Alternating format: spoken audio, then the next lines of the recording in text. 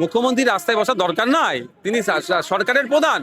State of West Bengal যদি supreme কোর্টে একটা মামলা করে অনেক লাভ হবে, কিন্তু সেই কাজটা তিনি করছেন না। শওকত মোল্লা সাহেব যতক্ষণ না ভাঙড়ে ছিল এরকম বোমা পিস্তল দেখা যায়নি। শওকত মোল্লা সাহেব ভাঙড়ে আসলে বোমা পিস্তলের বাড়ছে। আমাদের নামে মিথ্যা অভিযোগ, মিথ্যা অজুহাত দিচ্ছে। আমরা এগুলোকে নিয়ে আমরা ভয় পেয়ে যাই না। 8 লক্ষ যে অ্যাডজুডিকেশনের নামে দেওয়া হয়েছে তাদের প্রত্যেকের বিষয়টা যতক্ষণ না নিষ্পত্তি হচ্ছে ভোট ঘোষণা করা যাবে না। এই মর্মে আরো বেশ কিছু যারা ম্যাপড হয়ে গিয়েছে তাদের আবার অ্যাডজুডিকেশনে কিভাবে আটকে রাখে, একাধিক দাবি নিয়ে আজকে আমাদের ডেপুটেশন। আগামীকাল মুখ্যমন্ত্রীও এই এসআইআর দাবি, একই দাবি নিয়ে ধর্মতলার মোড়ে বসছেন। মুখ্যমন্ত্রী রাস্তায় বসার দরকার নাই, তিনি সরকারের প্রধান। স্টেট অফ ওয়েস্ট বেঙ্গল যদি সুপ্রিম কোর্টে একটা মামলা করে অনেক লাভ হবে, কিন্তু সেই কাজটা তিনি করছেন না। দেখা যাচ্ছে যে কেন্দ্রীয় বাহিনী ইতিমধ্যে এসে পৌঁছেছে।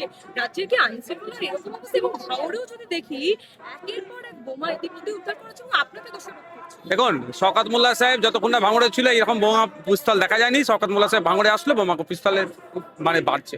কিন্তু আপনাকে বারবার দোষারোপ করছে, আপনার দিকে আঙুল তুলছে, কোথাও গিয়ে কি ভয় পাচ্ছে? ভয় পাচ্ছে বলেই তো আমাদের নামে মিথ্যা অভিযোগ, মিথ্যা অজুহাত দিচ্ছে। আমরা এগুলোকে নিয়ে আমরা ভয় পেয়ে যাই না। ওকে, থ্যাংক ইউ। হুমায়ুন কবির তিনিও দেখা যাচ্ছে বারবার দলের সঙ্গে আপনিও যে দলের সঙ্গে তিনি কথা বলছেন, সেই দলের সঙ্গেও এর আগে বৈঠক করতে দেখা গেল। তার কি তার জামাই এদেরকে দলে যোগ দিচ্ছে? তাহলে কি কোথাও গিয়ে কি এখনো যোগসাজ রয়েছে তৃণমূলের সঙ্গে মিলে গিয়ে? আমি ওটা বলতে পারছি